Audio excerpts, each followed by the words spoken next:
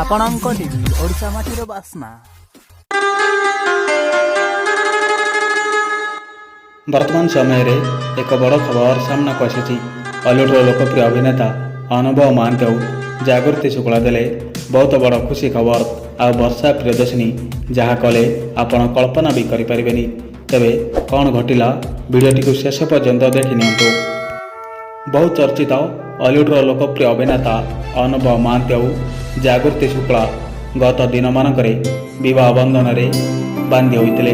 ସେ ପୁଣି ଓଡ଼ିଶା ବାହାରେ ଆଉ ବେଶ୍ ଧୁମ୍ଧାମ୍ରେ ଭୋଜିଭାତ ମଜାମସ୍ତି କରିଥିବାର କିଛି ସୋସିଆଲ ମିଡ଼ିଆରେ ଏବଂ ସାମାଜିକ ଗଣମାଧ୍ୟମରେ ବେଶ୍ ଭାଇରାଲ ହୋଇଥିଲା ଅନୁଭବ ଜାଗୃତିଙ୍କର ବାହାଘରକୁ ନେଇ। ସେପଟେ ବର୍ଷା ପ୍ରିୟଦର୍ଶିନୀକୁ ଛାଡ଼ପତ୍ର ଦେଇ ଏପଟେ ଜାଗୃତିଙ୍କୁ ବିବାହ କରି ଆଜି ବହୁତ ବଡ଼ ଖୁସି ଖବର ଦେଇଛନ୍ତି ଅଲିଉଡ଼ର ଲୋକପ୍ରିୟ ଅଭିନେତା ଅନୁଭବ ମହାନ୍ତି ଆଉ ଜାଗୃତି ଶୁକ୍ଲା।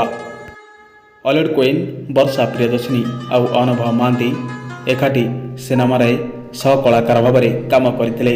କିନ୍ତୁ ସେହି କାମ କରିବା ସମୟରେ ଅନୁଭବ ଆଉ ବର୍ଷାଙ୍କ ମଧ୍ୟରେ ଗଢ଼ି ଉଠିଥିଲା ପ୍ରେମ ସମ୍ପର୍କ।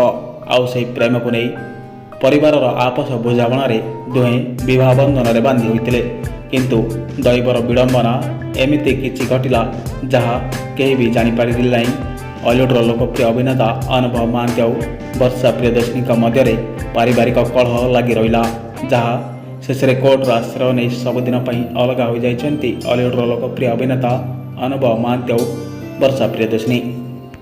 ତେବେ ସେ ଯାହୁନା କାହିଁକି ବର୍ତ୍ତମାନ ସମୟରେ ଅଲିଉଡ଼ର ଲୋକପ୍ରିୟ ଅଭିନେତା ଅନୁଭବ ମହାନ୍ତି ଆଉ ଜାଗୃତି ଶୁକ୍ଲାଙ୍କର କିଛି ଫଟୋ ଏବଂ ଭିଡ଼ିଓ ସୋସିଆଲ ମିଡ଼ିଆରେ ଘୁରି ବୁଲୁଛି। ଜାଗୃତି ଶୁକ୍ଲା ଏକ ଶିଶୁପୁତ୍ରକୁ ଧରିଥିବାର କିଛି ଦୃଶ୍ୟ ଦେଖିବାକୁ ମିଳିଛି। ଆଉ ଅନୁଭବ ମଧ୍ୟ ତାଙ୍କ ପାଖରେ ରହି ନିଜ ପିଲାକୁ ଧରିଥିବାର କିଛି ଦୃଶ୍ୟ ଦେଖିବାକୁ ମିଳିଛି। ତେବେ ଏହି ଫଟୋ ଇଲିଜୁଆଲ ନା ଏଆଇ, ଏହାର ସତ୍ୟତା କିଛି ଜଣାପଡ଼ିନାହିଁ।